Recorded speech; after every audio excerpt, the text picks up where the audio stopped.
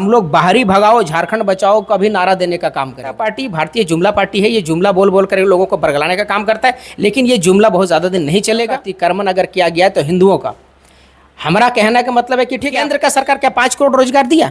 नहीं दिया। 15 लाख रुपया दिया? नहीं दिया। झारखंड का कोयला जल रहा है, हमारे बच्चों को पढ़ने के लिए जो है 5 घंटा आप बिजली नहीं दे पा रहे हैं। जोहार, नमस्कार, आप देख रहे हैं भारत प्लस टीवी और मैं हूं आपका अपना साथी राजेश मिश्रा। अभी हम हैं डुमरी विधानसभा क्षेत्र के डुमरी में और यहां पे मंसूर आलम के कार्यालय के पास में है और यहां पे चतुर्कोणीय चुनाव मुकाबला हो सकता है। उसमें से सबसे ज़्यादा अगर अहम रहता है तो जयराम महतो और मंसूर आलम के बीच में सबसे ज़्यादा मुकाबला हो सकता है, जो कि 2 महिला हैं और 2 युवा नेता हैं। दोनों युवाओं में क्या टक्कर रहेगा यहाँ पे, तो आइए मंसूर आलम से ही जानने का प्रयास करते हैं कि क्या यहाँ का रहेगा राजनीतिक रणनीति। तो आइए सबसे पहले उनसे कार्यालय में जाते हैं और उनसे बात को समझने का प्रयास करते हैं।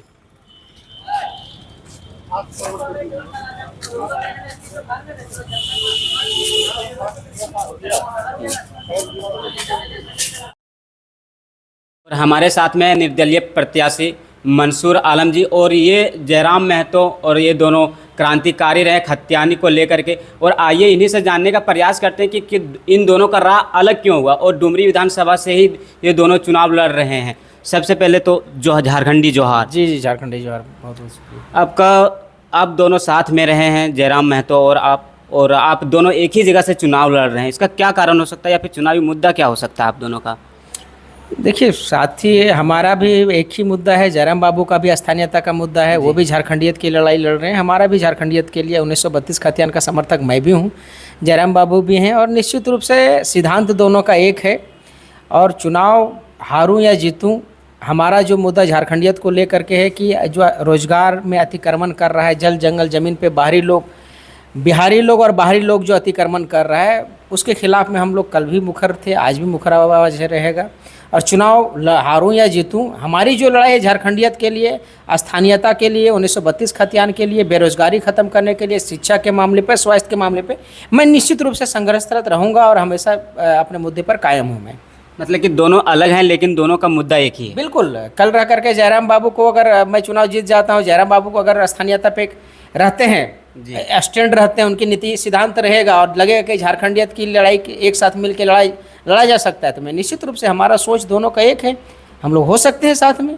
और इसी मुद्दे को लेकर के आप चुनावी मैदान में भी आए हैं और बीजेपी का सबसे बड़ा मुद्दा है बांग्लादेशी घुसपैठों को लेकर को, उस पर आप क्या कहना चाहेंगे? आपका क्या मुद्दा रहेगा उस पर? देखिए, भारतीय जनता पार्टी, मैं शुरू से बोलता हूँ कि ये भारतीय जनता पार्टी बाहरी जनता पार्टी है और ये बांग्लादेशी घुसपैठ का जो मामला है, ये आर्टिफिशियल क्रिएटेड किया गया मामला है, इसमें जो ग्राउंड रियलिटी नहीं है। भारतीय जनता पार्टी जो आरोप विधानसभा में मुद्दा उठाए कि भाई बांग्लादेशी घुसपैठ है, मैं बांग्लादेशी घुसपैठ का एकदम जो विरोधी हूँ। अगर एक भी बांग्लादेशी है कहीं राज्य में, पूरे स्टेट में, तो इसका दोषी माननीय नरेंद्र मोदी की केंद्र सरकार है। देश बोलते हैं सुरक्षित हाथों में है, हमारा गृह मंत्री है जो है अमित शाह, वो बोलते हैं देश सुरक्षित हाथों में है, हमारा आदरणीय प्रधानमंत्री बोलते हैं मोदी जी की देश सुरक्षित हाथों में। तो देश सुरक्षित हाथों में तो बांग्लादेशी घुसपैठ कैसे हो गया भाई? बांग्लादेशी लोग एंट्री कैसे कर गया? हवाई जहाज से तो एंट्री नहीं कर सकता है। हवाई जहाज से एंट्री करेगा तो पासपोर्ट मांगेगा, वीजा मांगेगा, ट्रेन से आएगा तो बॉर्डर में उसको दिखाना पड़ेगा।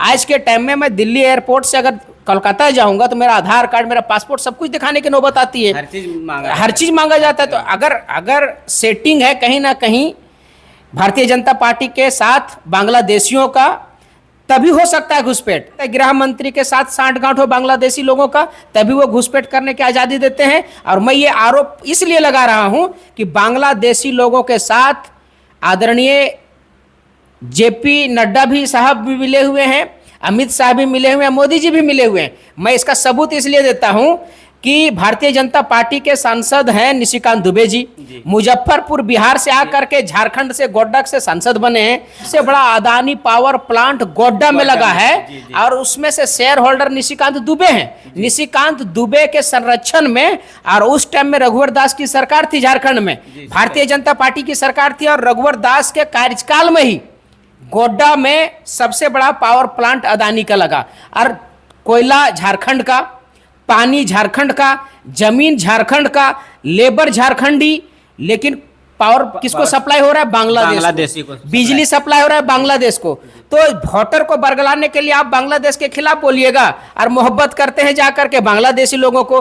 हमारा झारखंड का कोयला जल रहा है, हमारे बच्चों को पढ़ने के लिए जो है 5 घंटा आप बिजली नहीं दे पा रहे हैं और 24 घंटा बांग्लादेशियों को आप बिजली देने का काम करते हैं। तो भारतीय जनता पार्टी तो मोहब्बत करता है बांग्लादेशी लोगों से। और झारखंड में मैं कल भी बोला था कि झारखंड में बांग्लादेशियों से मोहब्बत करने वाले हमारे निशिकांत दुबे जी हैं, जेपी नड्डा जी हैं, अमित शाह जी हैं, मोदी जी हैं।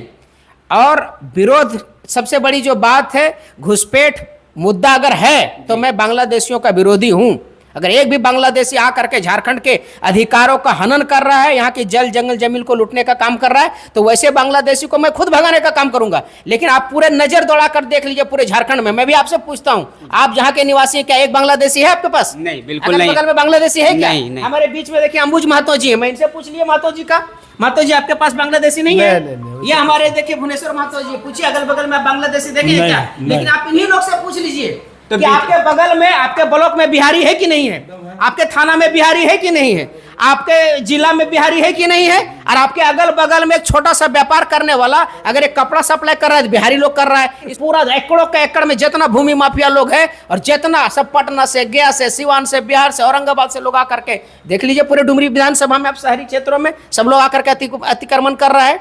तो बांग्लादेशी मुद्दा है, राजनीतिक चुनावी मुद्दा है, मोहब्बत। आज लोग मुसलमान विरोधी बोलते हैं। यही मोदी जी जब विदेश जाते हैं, दुबई जाते हैं, तो शेख के साथ में गलबहियां जोड़ करके जो मुलाकात करते हैं पूरे, हाँ, सलाम जवाब सब कुछ होता है। ये जा करके जो नमाज पढ़ते हैं उनके मजार में भी जाते हैं मोदी जी। तो ये मोदी जी, अभी आप देखिए निशिकांत दुबे, फारूक अब्दुल्ला साहब मुख्यमंत्री जम्मू कश्मीर के, निशिकांत दुबे अपना ट्विटर हैंडल में डाले हुए थे कि हमारे परिवार के अभिन्न सदस्य और जम्मू कश्मीर के मुख्यमंत्री फारूक अब्दुल्ला हमारे घर में आए, मैं उनका स्वागत किया हूं। तो भाई बड़े मुसलमानों से, बड़े लोगों से ये लोग बीजेपी वाले बहुत मोहब्बत करते हैं, यहां तक कि अपने बेटी को देकर के ये लोग दामाद भी बना लेते हैं मुसलमानों को। लेकिन अपना दिखा करके ये लोग केंद्र में आए। पिछले बार भी लोग जो है 5 करोड़ रोजगार देने का वादा करके आए थे। 5 करोड़ रोजगार क्या दिए अभी तक नहीं। आज जो भारतीय जनता पार्टी लोग राज्य में आंदोलन करता है, इसके युवा मोर्चा और ये लोग केंद्र में, भाई सबसे बड़ी सरकार तो केंद्र की सरकार है। अब केंद्र का सरकार क्या 5 करोड़ रोजगार दिया? नहीं दिया। 15 लाख रुपया दिया? नहीं दिया। आरक्षण देखिए, आज ओबीसी लोगों को हटा दिया। आज देखिए भारतीय जनता पार्टी पूंजीपतियों का सरकार है, ना वो एसटी का सरकार है, ना एससी का है, ना ओबीसी का है, ना मुस्लिम का है, ना दलित का है, ना आदिवासियों का है। आज सबसे ज्यादा अधिकारों का अतिक्रमण अगर किया गया है तो हिंदुओं का। हमारा कहने का मतलब है कि ठीक है, आप मुसलमान, आपको वोट नहीं दिया तो मुसलमानों को आप रोजगार मत दीजिए, उनको नौकरी मत दीजिए, लेकिन जो आपको वोट दिया है, हमारा 22 वर्ग वोट दिया, तो क्या 22 वर्ग के लोग को नौकरी मिल रहा है? नहीं, किन्हीं को नहीं मिल रहा है भाई। तो ये भारतीय जनता पार्टी भारतीय जुमला पार्टी है। ये जुमला बोल बोल कर लोगों को बरगलाने का काम करता है, लेकिन ये जुमला बहुत ज़्यादा दिन नहीं चलेगा। अब निश्चित रूप से उसका खात्मा हो रहा है। लेकिन झारखंड की सरकार भी तो बोल रहा था पहले, पिछले जब चुनाव जीते थे उसमें बोल रहे थे कि झारखंडी युवाओं को 5 लाख सरकारी नौकरी देंगे, अगर नौकरी नहीं होता है तो बेरोजगारों को 7,000 रोजगार भत्ता मिलेगा। तो उस पर आप क्या कहना चाहिए? झारखंड मुक्ति मोर्चा भी और भारतीय जनता पार्टी दोनों एक सिक्के के 2 पहलू हैं, दोनों एक ही चट्टे बट्टे हैं। झारखंड मुक्ति मोर्चा की जहाँ तक की बात है, मुसलमानों का वो वोट लेते हैं, लेकिन राष्ट्रपति चुनाव में वो भारतीय जनता पार्टी की प्रत्याशी द्रौपदी मुर्मू को वोट दे करके राष्ट्रपति बनाने का काम करते हैं। हमारा हफीजुल हसन अंसारी साहब मुस्लिम वोटों के बदौलत और दलित अल्पसंख्यक आदिवासी वोटों के बदौलत वो विधायक बने, लेकिन एक मुस्लिम विधायक होने के बावजूद भारतीय जनता पार्टी के कैंडिडेट को वोट देने के लिए मजबूर किया गया, द्रौपदी मुर्मू को वोट देने के लिए मजबूर किया गया। और यही झारखंड मुक्ति मोर्चा की सरकार, अभी जो माननीय हमारे हेमंत सोरेन जी हैं, ये कई बार भारतीय जनता पार्टी के साथ में डिप्टी सीएम भी रहे। अर्जुन मुंडा सीएम थे, ये खुद डिप्टी सीएम थे। तो ये दोनों एक ही सिक्के के 2 पहलू है भाई। मुसलमानों का वोट लेते हैं। अभी एक चीज बता रहे हैं आपको, मुदस्सिर और साहिल की सरेआम गोली मार करके रांची के मेन रोड में हत्या कर दी गई।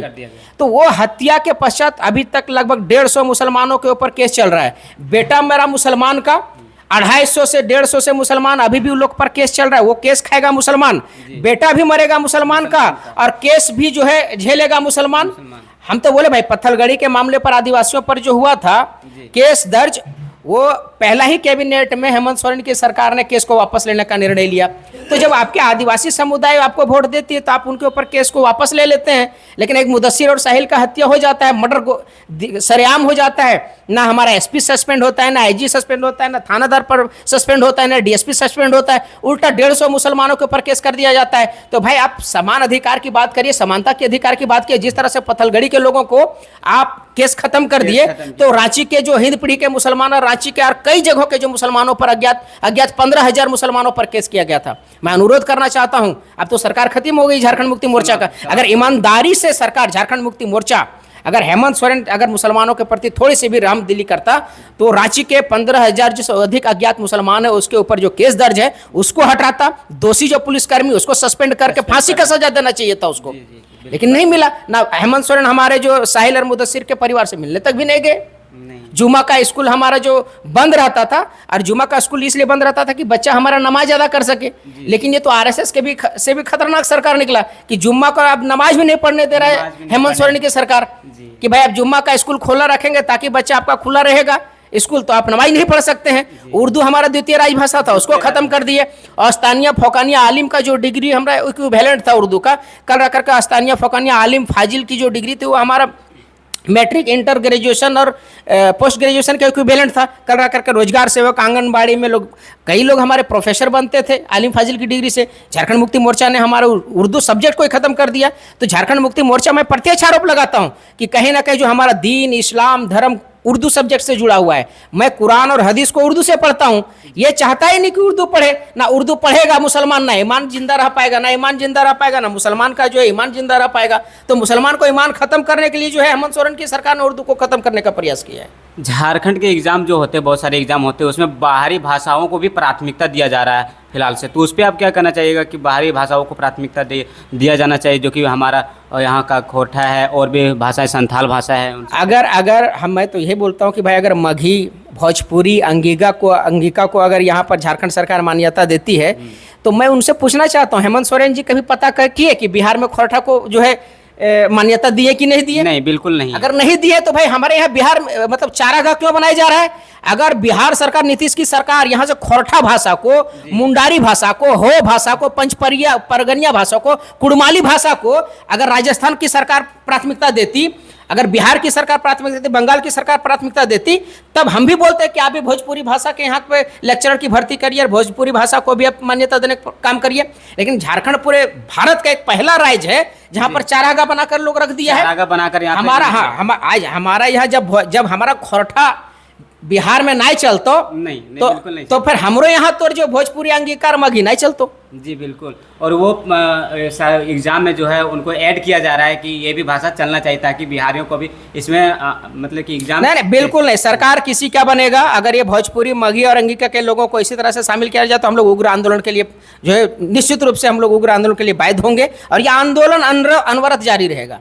और अभी जेएमएम की सरकार रहते हुए उसने एग्ज़ाम लिया जेएसएससी सीजीएल का, उसमें नेट वगैरह भी सारा चीज़ बंद रहा, फिर भी पेपर लीक हो जाता है। अगर पेपर लीक नहीं होता है फिर भी एग्ज़ाम हो जाता है, तो सीट को बेच दिया जाता है। अगर कोई गरीब युवा है, वो अच्छे पढ़ने में है, वो उसका नंबर भी आता है लेकिन उसका जॉब नहीं होता है क्योंकि वो उसके पास पैसा नहीं है, और जिसके पास पैसा है वो पढ़ता नहीं है, पैसा देके अपने सीट को खरीद लेते हैं।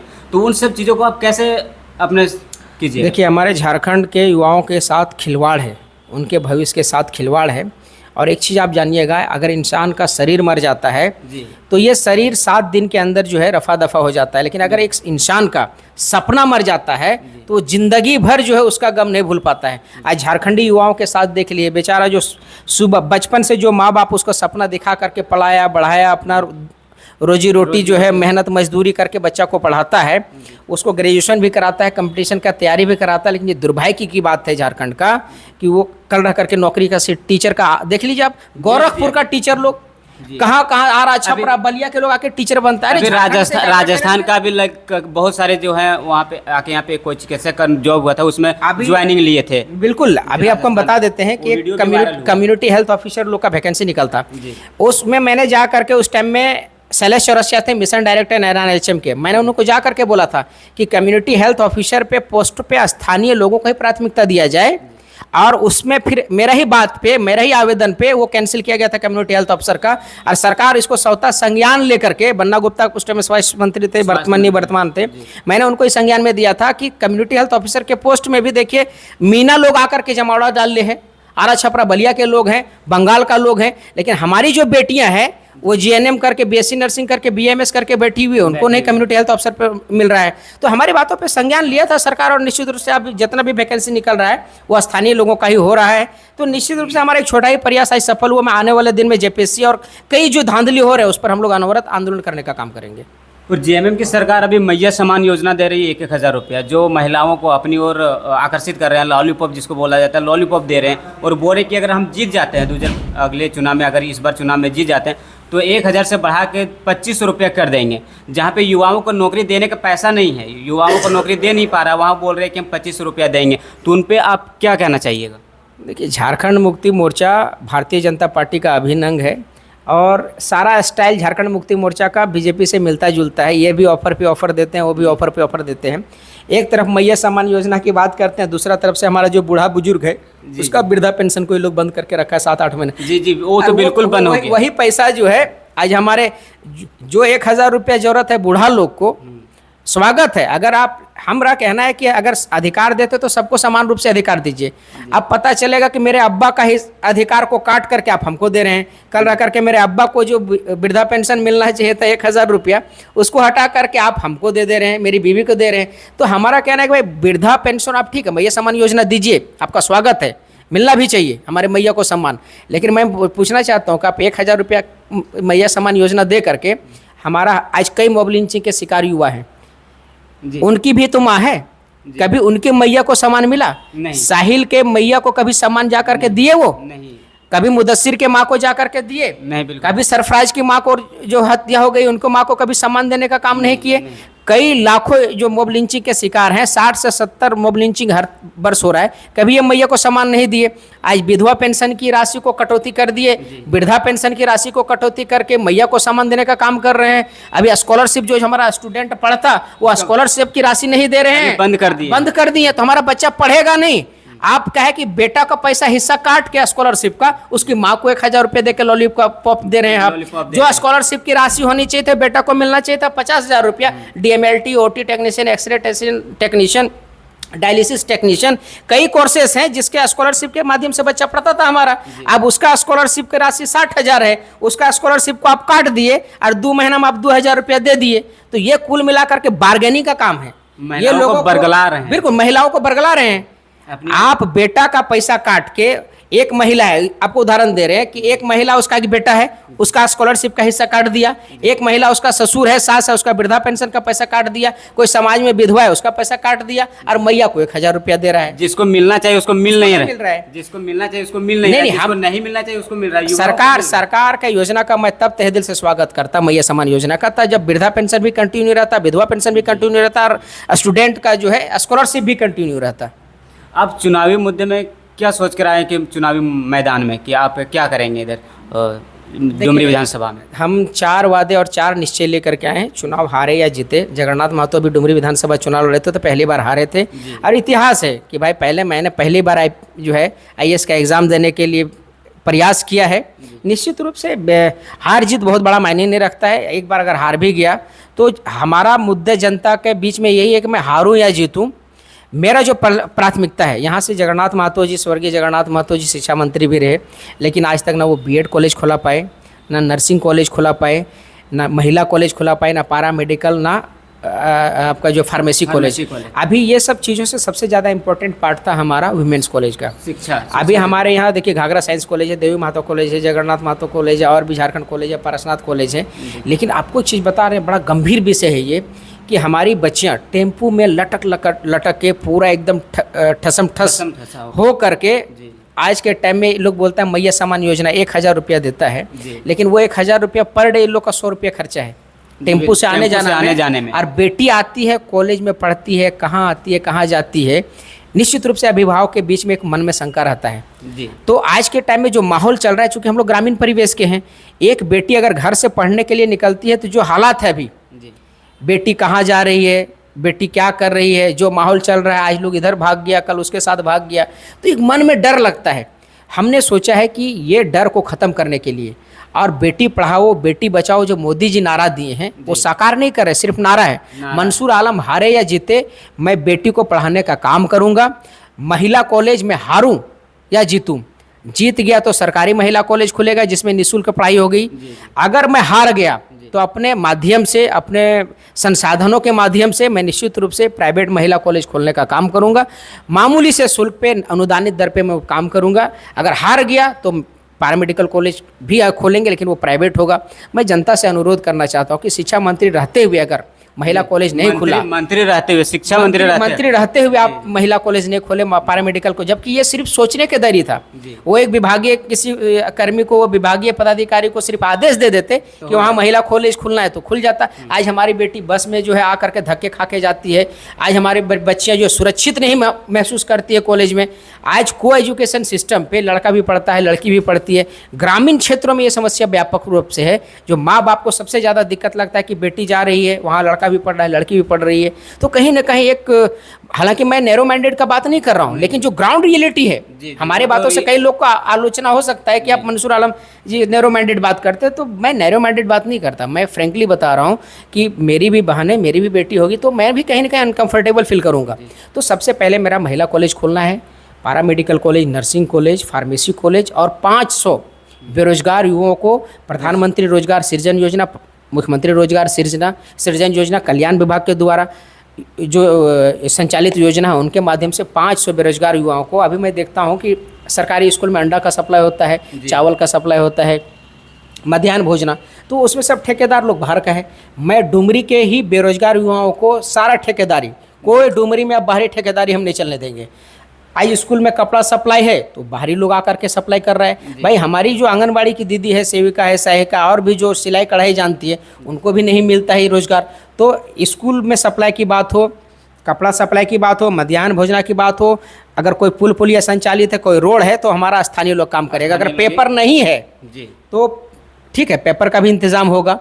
अगर कोई पेपर डालता है बाहरी आदमी आकर के, वो अपना सिर्फ कमीशन 2% ले और जीएसटी ले, बाकी का काम पेटी कॉन्ट्रैक्ट में हमारे स्थानीय लोगों को मिलेगा, वरना एक भी काम नहीं चलने देंगे हम लोग। इससे यहाँ स्थानीय लोगों को भी रोजगार मिलेगा। चूंकि हमारे कल कारखाना नहीं ना, रोजगार है हमारा। आज हमारे लोग टावर लाइन में जाकर के काम करते हैं। मुंबई में बेचारा 15,000 का बाल बच्चा को छोड़ करके, बीबी यहाँ पर बीमार है, बाल बच्चा बीमार है, छोड़ के 15,000 रुपये का कपड़ा सीने का काम करता है। बेरोजगारी की समस्या तो सबसे ज़्यादा हमारे यहाँ है।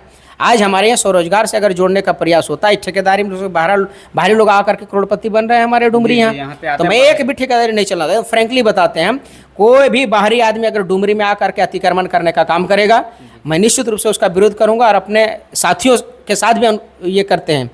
अब मैं बहुत जल्दी घोषणा करेंगे हम लोग कि जिस तरह अलग झारखंड लड़ने के लिए लोग आंदोलन किया, तो जिस तरह से अलग राज्य के लिए आंदोलन लोग किया, अब हम लोग बाहरी भगाओ झारखंड बचाओ का भी नारा देने का काम करेंगे, मजबूर हो करके। मैं बाहरी सबको नहीं भगाने का काम करूंगा। जो बाहरी लोग आ करके यहाँ के अधिकारों का हनन कर रहा है, जल जंगल जमीन के साथ यहाँ के जो है अधिकार, रोजगार लूटने का काम कर रहा है, उनको भी हम लोग भगाने का काम करेंगे। लेकिन यहाँ की सरकार लगातार 20 साल से सरकार रही है, वो बोल रहे हैं कि यहाँ पे विकास का गंगा बहा दिए हैं, तो वो विकास का गंगा नहीं बहा यहाँ पे। विकास की गंगा अगर बह गया है तब उनको आराम दे दिया जाए। विकास का गंगा, अगर वो रोड पुल पुलिया ठेकेदार, वो उनके आज के टाइम में, मैं बड़ा फ्रेंकली बताता हूँ, लोग हमको पूछते हैं भी कि मंसूर आलम जी आप जीतेंगे या हारेंगे। हम लोग तो भाई झारखंड मुक्ति मोर्चा के तरफ 80% मुसलमान हैं। तो मैं एक चीज़ बता देना चाहता हूँ भाई, कि हमारे परदादा वोट दिए, दादा वोट दिए, अब्बा वोट दिए, हम वोट दिए, लेकिन विकास के नाम पर आज भी हम लोग को एक किसी को प्रतिनिधि नहीं बनाया गया, ना प्रखंड अध्यक्ष बनाया गया, ना विश्वस्तरीय अध्यक्ष बनाया गया, ना मंत्री प्रतिनिधि बनाया गया, ना विधायक प्रतिनिधि बनाया गया। कौन बनते हैं? ठेकेदार लोग। सिर्फ ठेकेदार। आज झारखंड मुक्ति मोर्चा को परेशानी है सिर्फ इसलिए कि उनके पास कैडर वोट नहीं बचा हुआ है, सिर्फ ठेकेदार का वोट बचा हुआ है। और तो हमारे साथ में थे निर्दलीय प्रत्याशी मंसूर आलम जी, और उनसे जानने का प्रयास किया कि इनका क्या चुनावी मुद्दा रहेगा। और फिर मिलते किसी और वीडियो में। ये रहा हमारा चुनावी आतरा।